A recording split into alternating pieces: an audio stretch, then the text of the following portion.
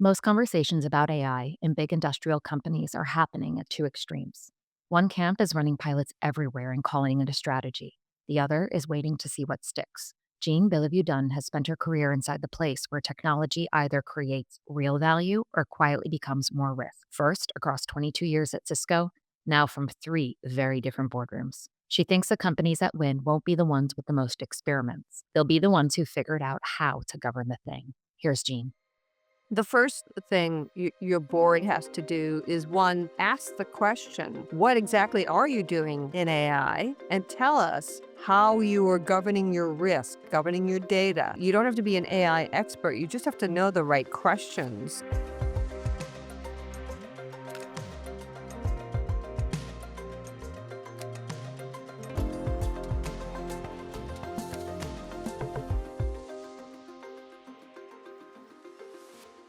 Welcome to Collective Impact, the podcast where senior leaders talk candidly about strategy, governance, and performance and how they actually come together. I'm Susanne Katus, and today I'm sitting down with Jeanne Beliveau-Dunn. Jeanne has spent more than 2 decades inside Cisco, helping lead technology transformation, and she now serves as an independent director across 3 industrial companies, Columbus McKinnon, Edison International, and Xylem, as well as CEO of Claridad. That's an unusual vantage point.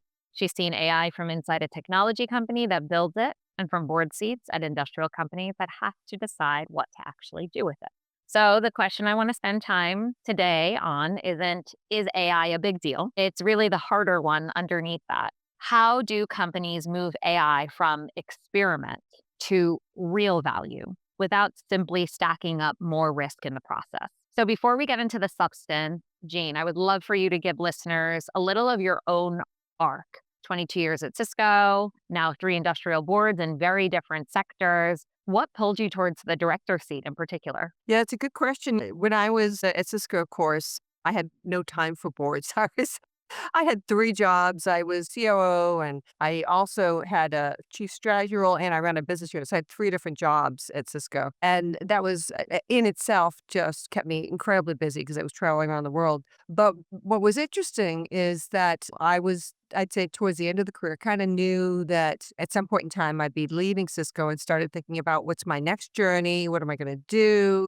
Once I leave this big company that I've pretty much grown up in. And then I started thinking about, well, I need to think about my own business because I think it's time to go back to entrepreneurship again. Because when I came to the Valley, I came to the Valley to take a company public. So to run a company and take it public. So that was my sort of first big tech job before Cisco. And so maybe it's time to get back to something like that. I really was starting to feel the need to learn more, do more, widen my aperture. And so as I was thinking about that, I also had a bunch of friends that had gone through this journey themselves. So I watched them proceed from being CEOs in other companies, tech companies, mostly in the Valley here. And then they started offboarding by taking a board seat and then using that actually as a career. A lot of them didn't even start a company like I did. A lot of them just went off to just do board work.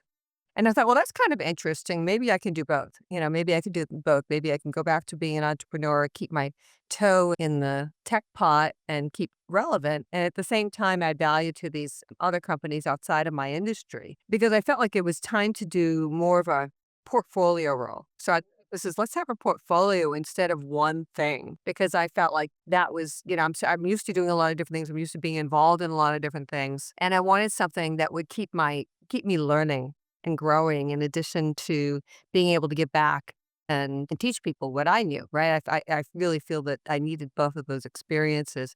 And what's interesting is the first board job I got, I wasn't even out searching for. I didn't have a resume. I hadn't created a resume. And, since I'd started Cisco, I was still at Cisco. And I just got a call out of the blue from a recruiter that saw my background, saw the fact that I'd done a lot of work at Cisco in running an IoT practice, an industrial practice for, trying to, one, show them how to use technology and two, to develop partnerships in that area because they needed our technology to automate factory floors. So in that work, I got to know the industrials pretty well and what they did and, did a lot of partnerships with them. And that came across, I guess, in my background, as we started talking, and they loved my background and said, "We'd love to have you on the board." So I joined, and it wasn't even one of those things where I kind of aimed towards it, but I was thinking about it. It's interesting. I was thinking about it in the background, thinking about my next choice, how I would do it.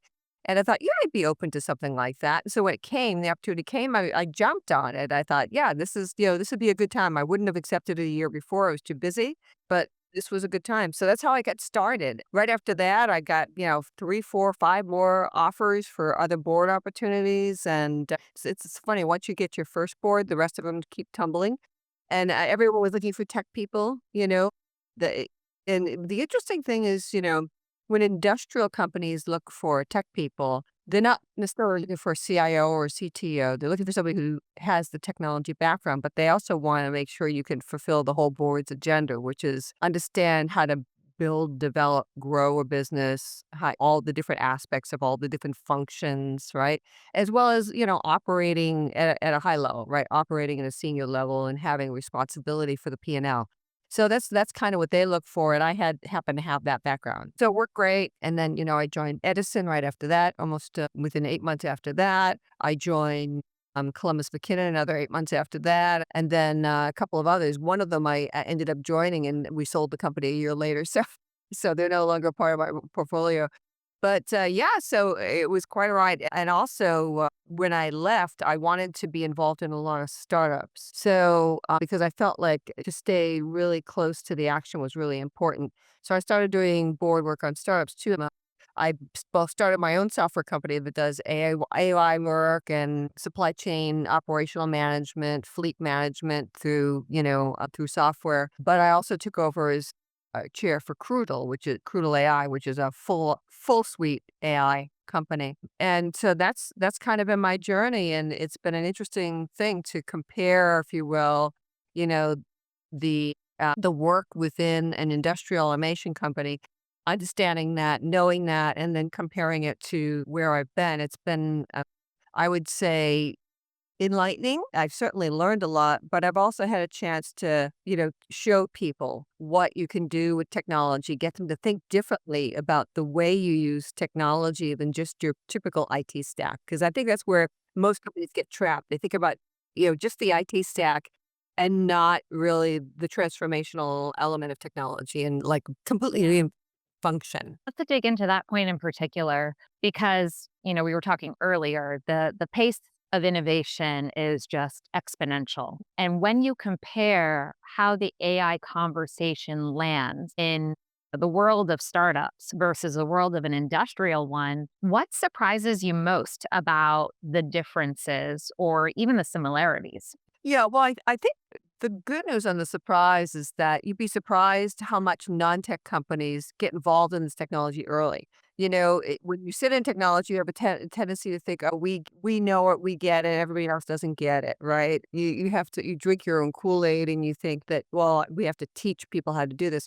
Well, the surprising thing for me was actually how quickly companies got into these new areas and how they would methodology wise, they would roll out these things in certainly an organized way, but they would be a lot quicker than I thought, because my experience from the other side was, oh, we're always pushing companies to adopt faster. And coming into these companies, I was surprised at how well adept they are at doing this. And they generally have really good tech organizations because they have been used to using tech in certain ways. They've just been more, I think, the biggest issues with industrial automation companies in particular is many of them have multiple ERP systems. Like, if you're sitting in a tech company, your first remit is we're going to have one ERP system, one source of data, and we're going to standardize on all our tools. We're not going to allow people to have all these different tools. Well, when you go into an industrial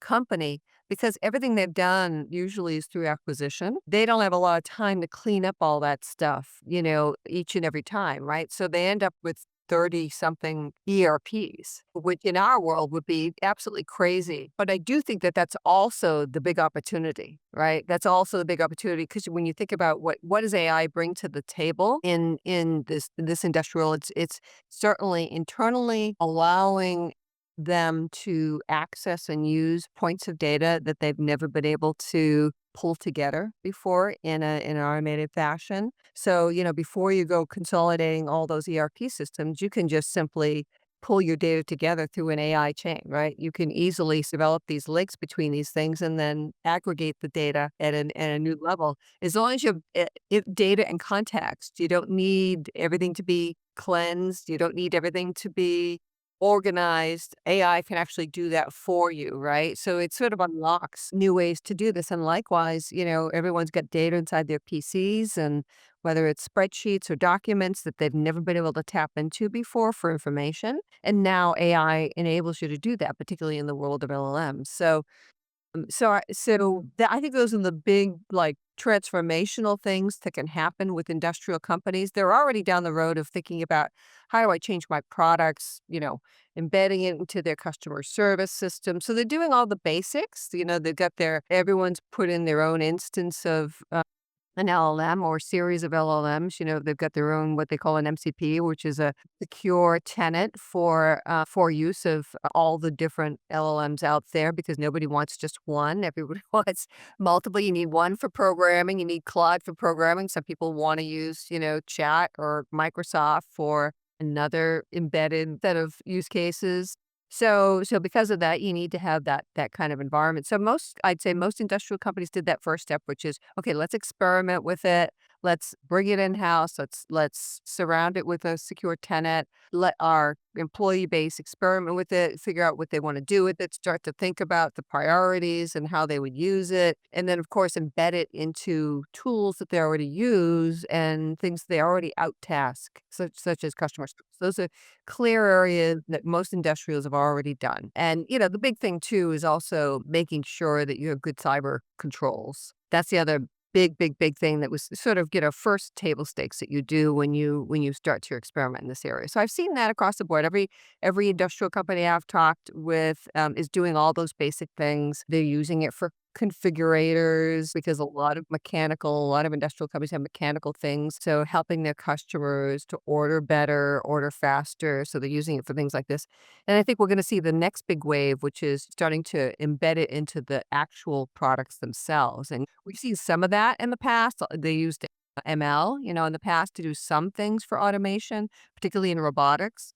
But I think that's going to be sort of the next big use case, right? We'll start to see that come in, at least from the standpoint of maybe not completely automating everything, because the thing that's different about industrial automation companies, once you embed it into your tools, you end up in a situation where, there's a lot of risk, very, very high level risk. So you want to first try it with your employees. Use it to help your employees do a better job. Use it to make sure the users of your industrial automation technology can more intelligently, more quickly make decisions, right? So you use it first with them, see how it works, get it in a space where it's learned to the point where it can systematically and religiously produce the same results every time, and then you just turn it on for full automation.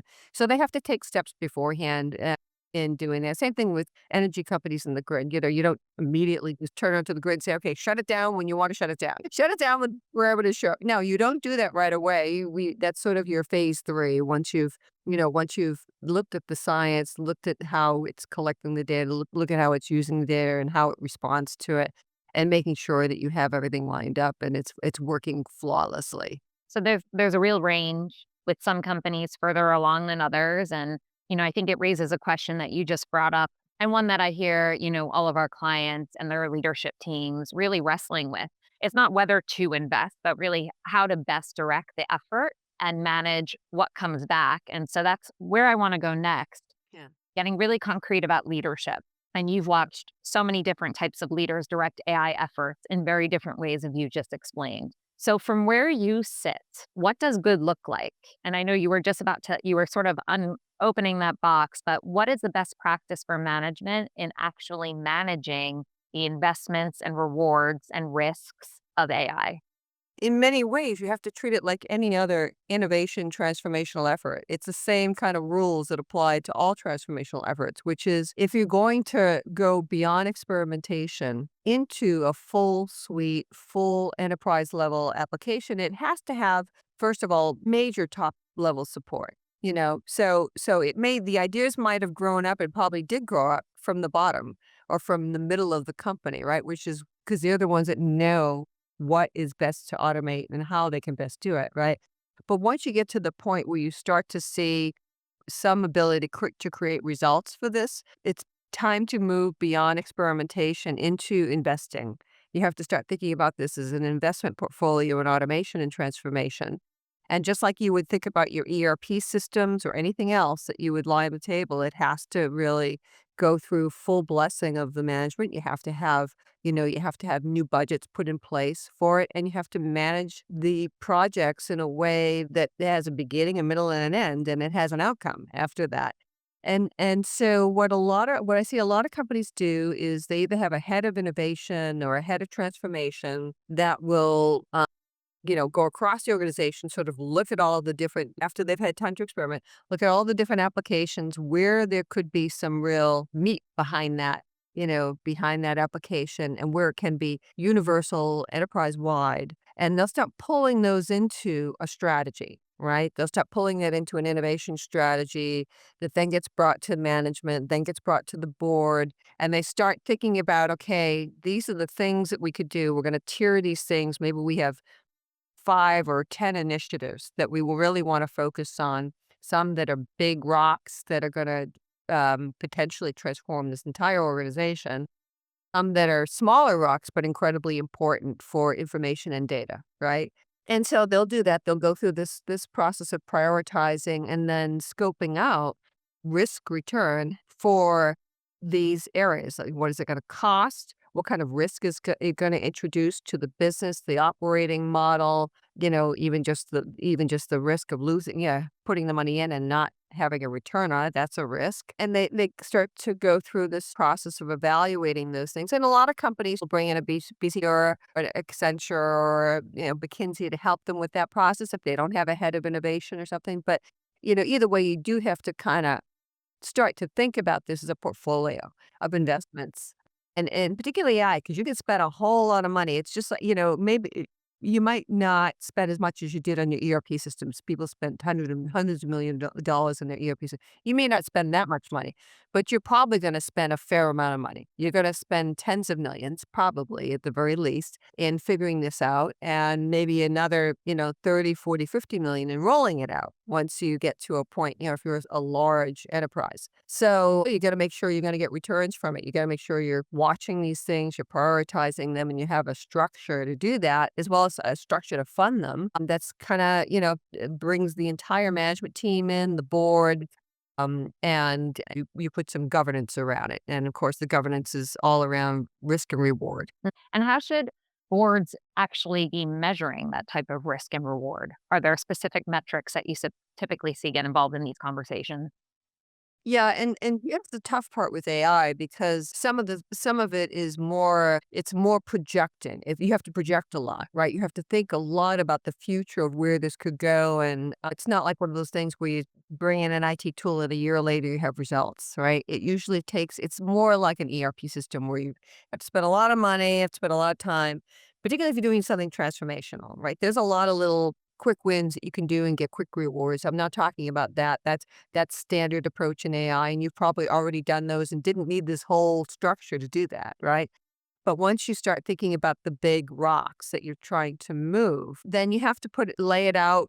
And some of the things, one of the reasons why it's good to bring in a third party to help you assess these things is they can share with you what other industries have done in this area and the types of returns they've seen. And they can look at the financial mechanisms for these things and give you an idea of what others look like. And even though we're early on in AI transformation, there are some use cases out there, and there is some pre-work that's been done by other companies before you. And so that kind of added value can be important. It's either that, or the other thing I highly recommend to people is, develop your network of others that are doing these same kind of projects across your industry or even across industries that are like yours, but maybe not exactly the same, because sometimes you can learn more from them than people within your own industries. A lot of times I find my companies are the first movers in their industries, so they have to look outside of their industry to things that are similar, but not exactly the same in order to get an idea of what's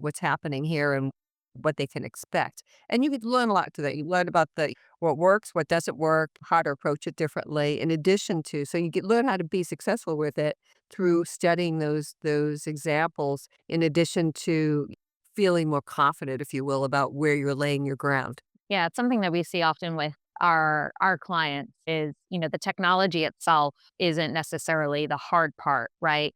But it's touching on something that you were alluding to there, which is the culture, right? The culture of understanding what it's for and the culture of learning how to embed that in just to your day-to-day processes.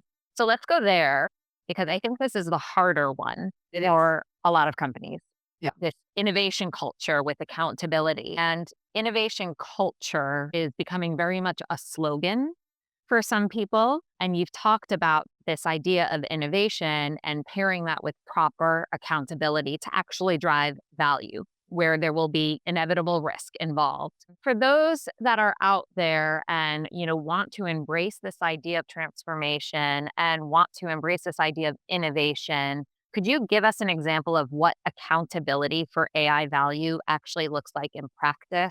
How do we ensure that this innovation concept doesn't drift? Well, I think it comes down to oversight, you know, because even innovation has to be managed, just like anything else. And, what we used to do at Cisco, and we've deployed this sort of model into other industrial companies as well, is we would literally have an innovation task force that wouldn't be in charge of the innovation itself, but what they would be in charge of is really the financial modeling. Because the interesting thing is that, most companies have pockets of innovation here and there. And we could talk about how do you grow that, because I think that's like one of your questions sort of to the side here. But what they usually fail to understand, they're usually technical people that may not understand the math. And so it's really important to have people that can come in and help them figure out how to calculate this. Oh, excuse me, how to calculate the risk, the reward, the cost, what it's going to take to actually deploy it.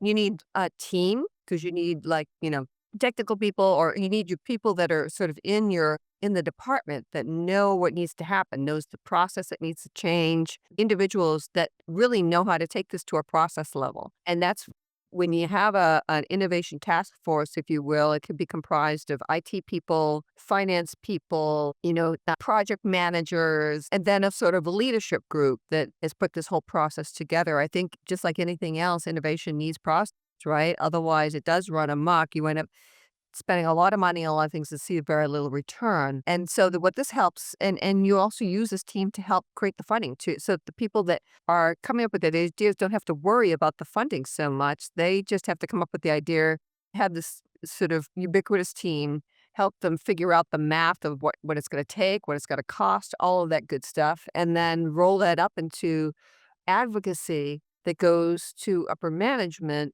that then is allowed to be funded, right? And then they can assess that against all the other opportunities across the company to see whether or not you get some extra money, or whether you even need extra money, whether that department could take care of itself by self-funding it through other cost reductions that will happen as a result of what they're doing. And so that's a process, it's a discipline, and putting that in place is really key. And if you don't have it inside your company, you can hire people to come in and do that for you.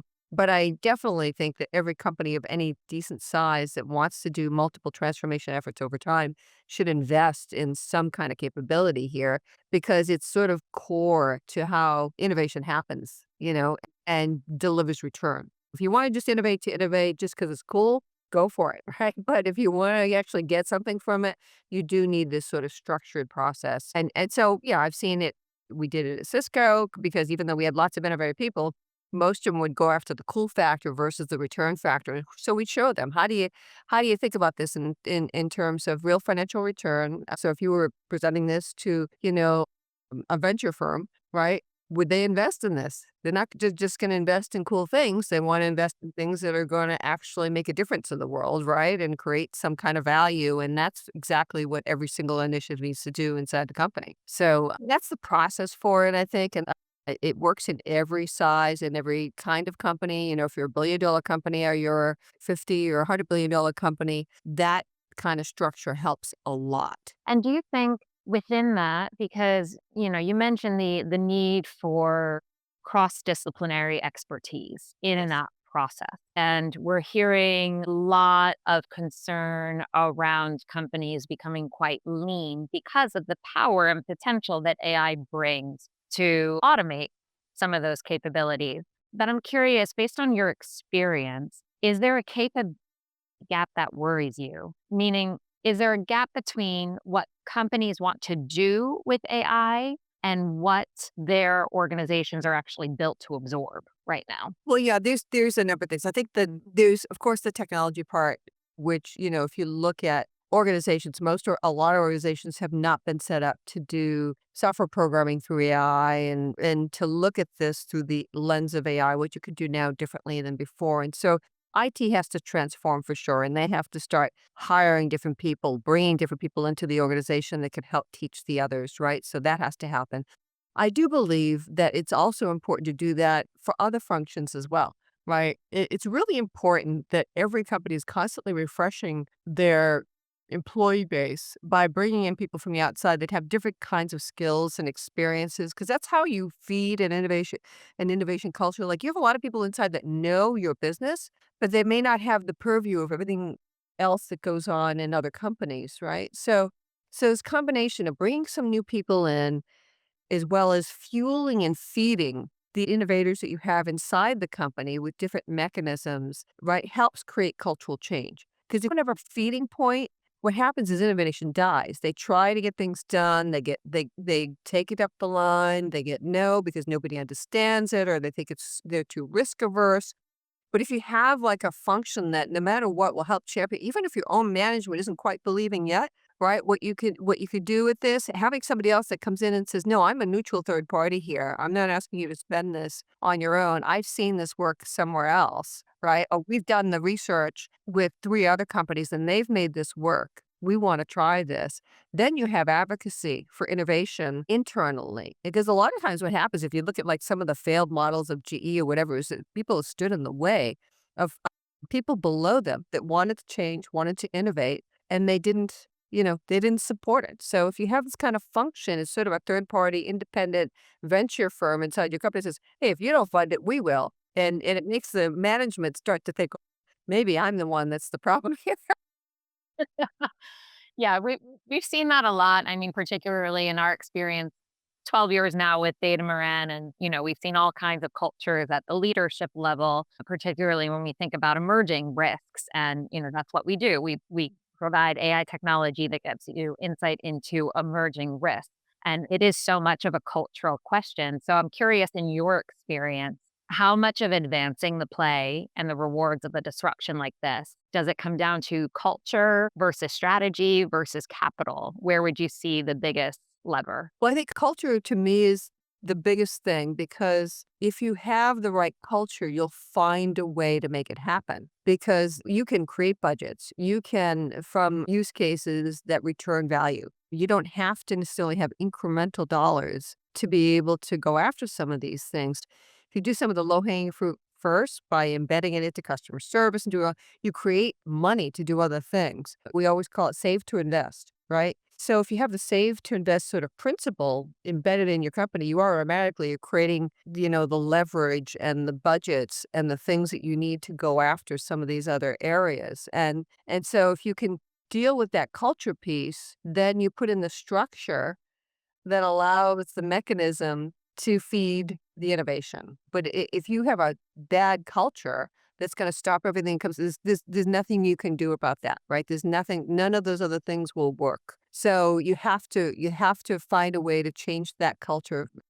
And I think that One is by bringing in new talent from the outside and also recognizing, honestly, I mean, yeah, these are hard conversations we have at the board all the time, is recognizing the people standing in the way of progress and finding a way to nicely offboard them because you do not want that in your organization. And everyone's got them. Everyone knows who they are. They're like the steady Eddie players that, keep driving forward things in the same way, the same time, and don't want to change anything. And you have to recognize that, give them a chance to recognize whether they're doing that or not, and give them a chance to change. But if they don't, then you've got to move them out and bring in some new, fresh talent that's going to see things differently. And you don't have to do a lot of that to create really amazing change, right? You get rid of a few blocking points, either by moving them or gently offboarding them, retiring them, whatever. You now have some space to bring in people that are going to fuel the funnels and are going to provide and support ideas so that the people below them don't feel blocked. And every organization's got them. You just have to recognize it and find ways to unleash that. Yeah, and I think you mentioned earlier a lot of the experimentation happens at the middle or below. And one of the questions that came up, we hosted an in-person discussion in New York City together with Fordham Business School. And one of the questions that came up is, how do I learn more about my company's culture and strategy around AI transformation? Because in some cases, there has yet to be a lot of transparency on that. So we've talked about, what it takes at the top. And I'm curious, how would you advise people who see an opportunity for innovation, but maybe don't understand how to push that up? Oh, yeah. So, what's interesting is obviously it's a lot easier to work at an organization where you have a senior leader who just gives people the license to explore, right? So it's much easier to work in an organization like that where they've got an open door, where they basically say, hey, listen, if you've got a great idea, whether it's, the going to your CEO, going to your general manager, going to even the head of finance, right? Sometimes finance people, they're looking for, like, how do we drive down cost in one area so we can fuel something? They're always thinking about things like that, right? So I think the way people below this should think about it is, one, build your network wide across the organization, not just your management, because sometimes your management can be a blocker and sometimes they can be an assistant, right? Or sometimes they just don't know enough to do either, right? And so they don't know enough to support you, they don't know enough to block you. So they're not helpful, right, in giving you an opportunity to get something done. So I think that the way to do this is to network across and find people in the organization who are champions of these kinds of whatever it is that you're working on, whatever it is, like if you've got something that's going to significantly speed up sales and marketing, or something that's going to speed up how you ship something, or something that's going to cut cost out of your customer service, or whatever it is, find people that would likely be champions of those things, either from a horizontal or organizational plane, or the person that's directly in charge of it, right? And bring the ideas to them. I used to do this all the time. In fact, at Cisco, I had 5 jobs at Cisco, and every single one of my jobs I created. So they hired me for one job coming in, but I always had new ideas about things Cisco could do, with the things that we could really use to grow our leadership in certain areas and grow our business. And so every time I came up with a new idea, I just come up with a business plan. I go to people I thought might be open to it, and I would get a yes, right? Because I'd have a fully baked business plan on, this is what it is, this is what I think it's going to cost, this is what it'll do for us, and we can start small. Here's where we can start, and I'd be willing to get this going. And never got a no, always got a yes, and was able to build large organizations, large businesses from that model, right? So I think that people should feel empowered. I would say for anyone at a middle management level or whatever, that, or even, individuals, sometimes the way to build your career is to be the innovator, disruptor, and to provide the ideas and the plans, right? Go beyond the idea to a plan and go around the company and find people who are interested in funding it. Treat the company like a venture firm that can help you get this done. I personally had a lot of great experience doing that, built a whole career around doing that. And I know it works. And I've seen in other companies, some people doing similar kind of things. So it wasn't unique to me. I think you just have to have the confidence in your ideas and do enough diligence on your own. Like try to ask yourself all the tough questions, right? Go around and talk to a whole bunch of people about it and figure out what those tough questions are through those conversations and make sure you can answer them, right? So when you go to the money person and you're ready to lay it all on the line, that you are covered, that you've thought about everything, right? You've talked to people who understand all these things and you've thought about it all and you've got all the answers and being undeniable is my, I guess, that's praise for it with your plans. And you can certainly get a lot done that way. Yeah, and to your point, I think it's about, having that watertight plan and understanding the opportunity and the risk, because we've talked a lot about there is a lot of opportunity, but there's a lot of risk. The role of the board often in large organizations is to create guardrails that are clear to the management team on what's the risk appetite. We understand there's going to be inevitable risk with new innovation. So, what are the types of questions that the board should be asking management about AI transformation and the risk associated with that? Because, as you said, a lot of people are learning as we start to experiment and to apply. Starts off with the most basic of governance, which is because I think a lot of companies are still in experimental mode, moving into a few projects, right? So most non-tech companies, I would say, tech companies have been living with this for 10 years, 10, 15 years. So they're already well down the path of designing products and shipping products. But I think that the first thing your board has to do is one, ask the question, what exactly are you doing in AI? Where are you applying it? Give us a list of your top initiatives and tell us how you are governing your risk, governing your data, governing the use of it, right? So the job of a board is, and sometimes I end up myself because I live in this world, I end up in the teaching mode of how to do these things. But for the most part, you don't have to be an AI expert. You just have to know the right questions to ask. And it's really those questions, right? It's just like any other major initiative. It's like, how and what are you doing about all these things? And you should ask it about audit because your audit partners should be using. In fact, they're probably already using AI, and hopefully you have good contracts in place that cover yourself in that area. Make sure that they are keeping your data safe as they're doing this. If you're working in customer service, of course, ask the tough questions about where is that AI interface being served? Is it served directly to the customer, or are you taking the first step, which I always recommend, which is usually get inside with your own customer service agents first and testing it out, making sure that it's giving reliable answers 99.9% of the time, right? So, ask those questions about what's the process of you testing this out? What's the process of that you're using to make sure it's going to work by the time it reaches a customer? That's really, really important. And then the other piece is the securing the data. In all cases, ask your companies what your architecture is for AI. And it's a high level question, really. You don't have to understand all the technicals underneath it, but just what you want to understand is which LLMs, how are they governing it? What kind of tools are they using behind this to govern it? Are they hosting it in the cloud from a reliable MSP like a Microsoft or an Amazon? Or are they doing it internally on their own? And if so, how are they guaranteeing, in both cases, that they are getting good integrity in their data and that they're also governing the use of this internally. And the most important thing at the very beginning is making sure that people aren't putting company assets into these structures, right? Unless they have their own private LLM. You really don't want to be doing that in any case. Even in a managed service where they tell you that it's secure, you have to be careful about what you're actually putting in there because there's very much, I guarantee that you'll see leakages from these MSPs across some of these tenants. So those are challenging and difficult things. So you have to make sure you're really being careful about what you put in there. And I think because of that, a lot of companies are starting to move their AI, their proprietary LLMs in-house, right, on site and locking them down. And I think most companies will end up in this sort of multi-mode situation where they'll do some things in the cloud, more generic stuff, do some proprietary things that absolutely have to be 100% controlled by them. They'll do some of those things on-prem. So, just understanding those things and how they're governing it, what tools they're using. You don't need to be very technical to understand that.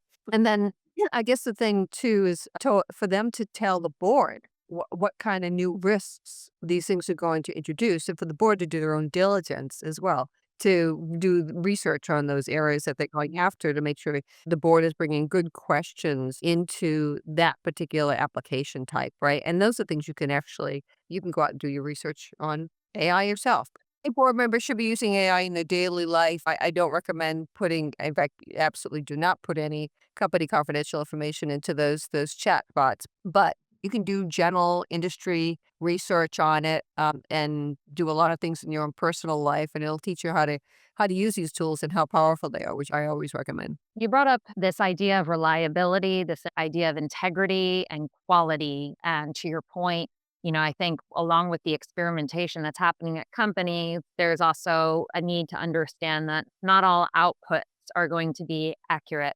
There's still a need for that human layer, that critical thinking. And it's something that we are in discussions all the time with our clients, right? They particularly come to Datamarin because we have the domain expertise behind the AI that we've applied, to help them understand these emerging risks. So when it comes to that idea of either building something in-house or partnering with a third party that might bring in expertise that you don't necessarily have in-house, could you walk through some examples where you've seen those different models work or potentially, not work? Build in house stuff. I think the build in house stuff comes in areas which are extremely confidential and proprietary. You have to limit some of that stuff, I think. To me, the other part of the build yourself is really a matter of pulling the tools together from these domain experts, right?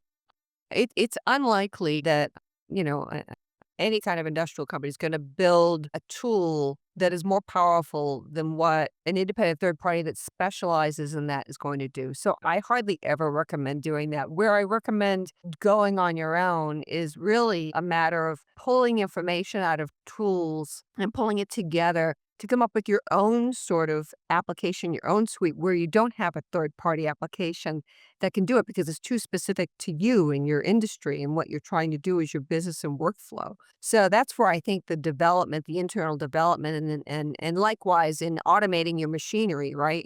That's your proprietary code, that's your product. That's something you do yourself. So yeah, I think that when it comes to identifying, like your platform helps identify risks, right? It helps companies understand. I know my companies are using them. Something like that is so highly specialized. I always recommend, going to the best in class, most secure, most thoughtful about how they do it, right? And brings the most to the party. So that's always the preferred path. A lot of people talk about the death of SaaS companies, because now everybody can program everything themselves. Well, yeah, but would you want to really? Right. Nobody, you don't want to be a specialist in anything outside of your own domain, really, because then it's a lot of wasted expertise, right? It's a lot of wasted time and energy where you could be applying inside of your own domain to do a better job with that. And I think that's where that has to lie. That's where your new innovation, your new software development should happen is in your own area of expertise. Absolutely agree. Funny story. We were working with a company and the IT team said, well, we can probably just build this solution in house. So 2 years later, 2 million euros later, they came back and said, we couldn't do it. Yeah. Yeah, yeah. And it Yeah. wasn't worth the time or money, right? To your point. So, Absolutely. yeah. Absolutely. Yeah, I can't tell you how many companies I've bought as a result. Mm. The team trying to build it, figuring out they couldn't build it because it wasn't their area of expertise, and then having to go out after already spending, whatever, 10, 20, $30 million trying to do something, then having to go spend, another couple hundred million to go buy a company that does it. Right. That already has customers already doing it, that understands it for good reason because that's all they do. Right. Exactly. There is something for specialty still. Absolutely, absolutely, yeah, so for sure, and I think companies are getting a little bit more intuitive about that too, they're not trying to do everything anymore. I think that enough companies have been burnt on that, "Well, we think we can do it," kind of thinking, but I think that there's so many interesting specialties in software, right? I think for always first look to see what's out there. If there's nothing out there that does what you want it to do, then you can look at building it inside, but don't start with the build inside. Yeah, good advice. We've talked about so many things, and I want to give you the last word in a few different ways. So pick whichever you want to answer. You can answer all of them as well. The first one is a single question you'd put in front of every industrial board about AI if you could put exactly one. Two, the thing about advancing AI value that you think doesn't get talked about enough. Three, what's giving you genuine optimism about where this is heading for companies? Mm. Let me start with the last two first, and I'll combine them. So I think that in the world of AI, what a lot of people don't talk about right now, and I started to talk about it a little bit. Everyone talks about that single-threaded idea or whatever that they want to automate end to end. For most companies, a lot of their ability to be competitive, to run their business better operationally, to get to that sort of next tier of profitability and growth and so forth. What's standing in the way of them doing that is usually unlocking their data. Tracking your data. What do you mean by that? Because maybe some people won't understand.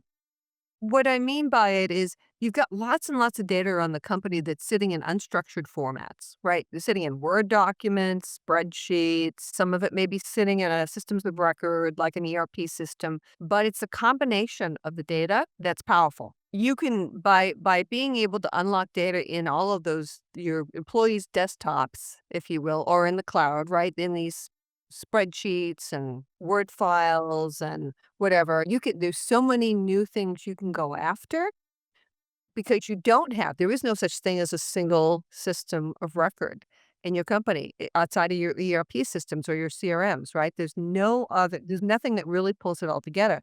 AI, this is the first time in a long time I've felt hopeful and optimistic about the fact that this can actually be done now. So if you find that you're in an industry where that kind of information sitting out there that you've never thought of being able to access before and aggregate and sort through and use is now, could be incredibly high potentially, accessible to you, now's the time to think about using AI to do it. And nobody's talking about that. Nobody's talking about those unstructured because everyone thinks that, oh, well, no matter what, data has to be cleansed.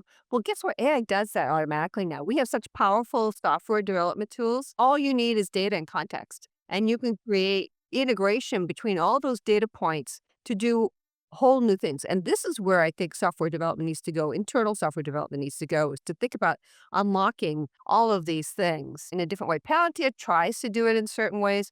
The reality is, it doesn't do it all, or even it doesn't do it all, right? So I think that this is going to be like the next big wave of transformation for companies is they to figure out everything that they have accessible to them and what's useful to them in either understanding their customers better, in figuring out how to operationalize certain aspects of their jobs better, whatever it is, that's the big thing.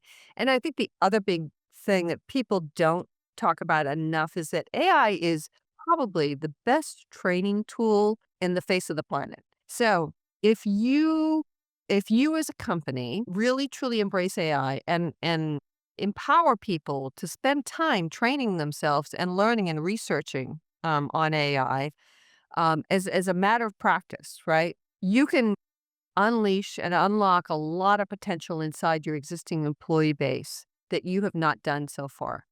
And in the past, it was like, "Oh, you gotta go buy training from companies. Let's spend more money on trains." I'm telling you that, this is the best way to train now. This is absolutely the best way to train. You can figure out how to do anything through those open LLM models. So we can unlock so much potential with our employee base if we just simply give them the permission to spend so much time a day doing that, right? And encouraging that and getting them to think about areas they really need to learn more to elevate their experience. The other hopeful thing is that, a lot of people are saying college grads and people looking for jobs right now are really at a disadvantage. I think if they know how to use those tools properly, and if companies understand they can actually underhire They can bring in people much lower on the spectrum, spend a lot less money, and then grow them up to how they want them to think about the business, right? From early, grads into their company. You can now take a less experienced person, bring them into your company, and have them train and teach themselves online with these tools like you never could before. And so the cost of doing that is lower than it's ever been. And so I want to encourage companies to think a little bit differently about the workforce and the skills and how people can get the skills. Just because they went to school it doesn't mean they know anything about it. Honestly, I would look for, hire every learner you could find. Anyone that's willing, capable of learning and absorbs things fast, gets it fast, and is able to transform that into skill sets, right? Find a way to find those people, hire those people and bring those in, and they will forever help you unlock value inside of your company because they'll always be searching, always be learning, and always try to create value for you, right? So find the right, if you will, personality set early on and bring them in and train them and stop worrying about hiring an expert in everything, right? Because that's not going to happen. That's not going to happen. And you need to grow your own expertise. Absolutely. And AI is such an enabler of that. It is such an enabler that I would have everybody think differently about their talent schemes and how they plan on going forward and think about ladders and paths because it's going to be so much easier for people to jump from one organization to another in the future, right? You could have a feeder pool in a certain area of your company, whether that's customer service or sales or whatever, any kind of, manufacturing work. You can have a feeder pool and then bring them in and move them around and teach them how to do many things, and they'll be some of your most valuable people because multi-skilled people is really the path of the future, right? Learners, multi-skilled people, people who have a larger purview of what is going on in your company are going to be incredibly valuable too. So I think those are the things that I would want people to think about, and then transcribing that to the board. Don't just focus on the technology. Don't just focus on the projects. Focus on the human capital transformation because that to me is the huge unlocker of everything else for the future, and it's sustainable. Well, that is a great point to end on. It gets us back to the culture question that we were talking about earlier. So, Jean, thank you. This was really the conversation I was hoping for, and a few turns that I wasn't expecting, which is always makes for the best conversation. So, to our listeners, Collective Impact is a Data Moran podcast. And if today's conversation gave you a sharper question to bring into your next board or leadership meeting about AI, that's the whole point. And we'll see you next time.